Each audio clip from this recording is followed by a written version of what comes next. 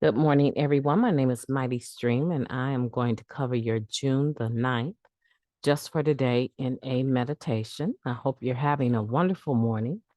The birds are chirping outside, and very soon it's early here, but very soon it will be daybreak.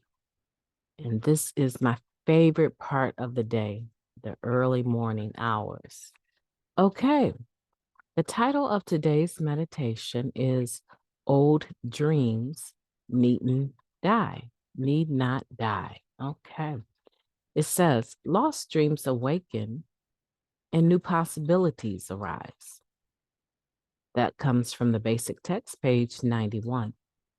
Most of us had dreams when we were young, whether we dreamed of a dynamic career, a large and loving family, or travels abroad.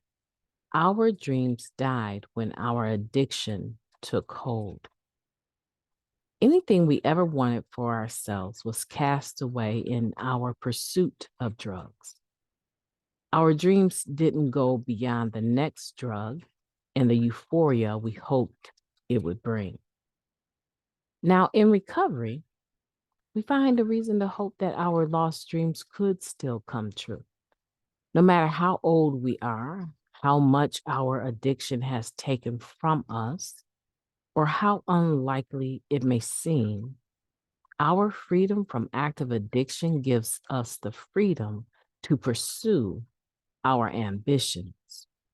We may discover that we're very talented at something, or find a hobby we love, or learn that continuing our education can bring remarkable rewards. We used to put most of our energy into spinning excuses and rationalizations for our failures. Today, we go forward and make use of the many opportunities life presents to us. We may be amazed at what we're capable of. With our foundation of recovery, success, fulfillment, and satisfaction are within our reach at last. Just for today, starting today, I'll do whatever I can to realize my dreams. Let's take a moment of silence, followed by the we version of the Serenity Prayer. Moment of silence now, please.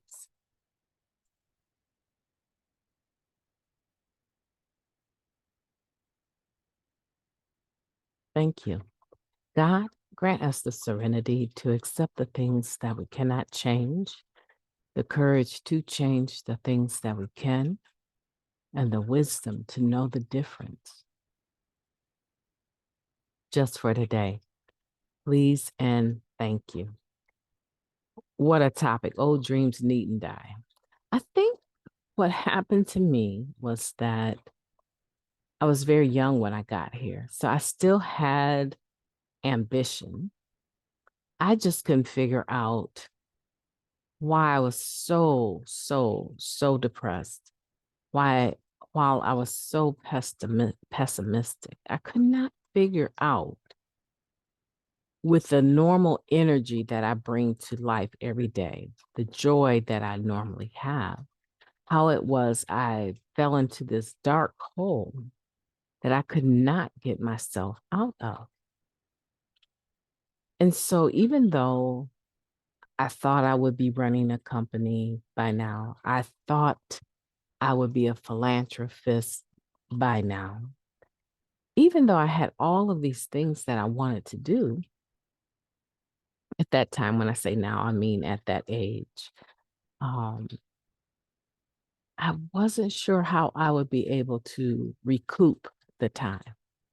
And I remember comparing myself so much to my peers. Most of my peers went on to college right after high school.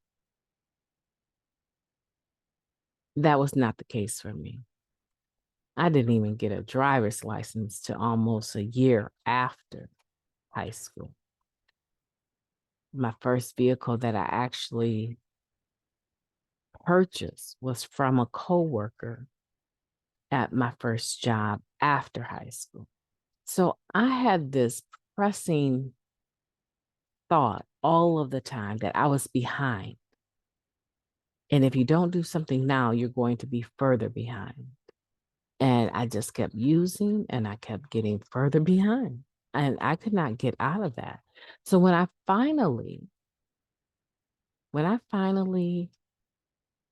stopped using, I had such a level of psychosis that I knew for a fact that I was going to need some help because I was just too dark. I was too pessimistic, even without the drug. So I knew that that was going to be something that I was going to have to address. I knew that I was in a marriage that I was not happy in. And I would guess probably like from 2 months after the marriage on, I was not satisfied. So I knew that there was a time limit on my ability to not use and stay married.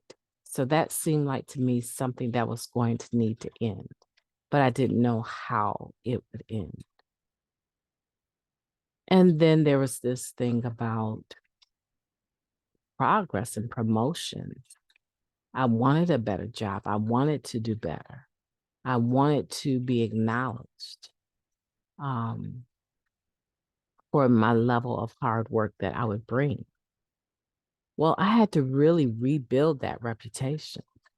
I had to allow my superiors at work to be able to see that I actually will show up on Mondays on time and outwork anyone else on that department. And so there were some things that I wanted to do, but I just really needed to get a hold of the level of depression that I was in. And once that started to lift, I can honestly say that the things that I wanted to do, I started to do them. And these weren't things that were, I didn't walk away with $1 million, right? I didn't walk away with the standard of living that I wanted. And quite honestly, I don't believe I've attained that yet, right? So there were things that I wanted that started to come true. Receiving promotions on the job, um, being able to travel to Paris for my first world convention. That was huge to me. And I was just so free over there. I just felt so wonderful over there. So here I am today, and I got in recovery at 25. I've been in recovery more than half of my life, right? So I've been in recovery more than half of my life, and I am seeing that the dreams that I had, some of the ones that I thought I would never be able to attain, they are becoming more and more possible, right? I wanted to be a doctor. And I'm a bit far from that, but probably not more than 5 or 6 years from that. But I realized that in order to attain that, I need to maintain my connection to recovery. I need to make sure that I am putting a plan together for success so that I can attain it.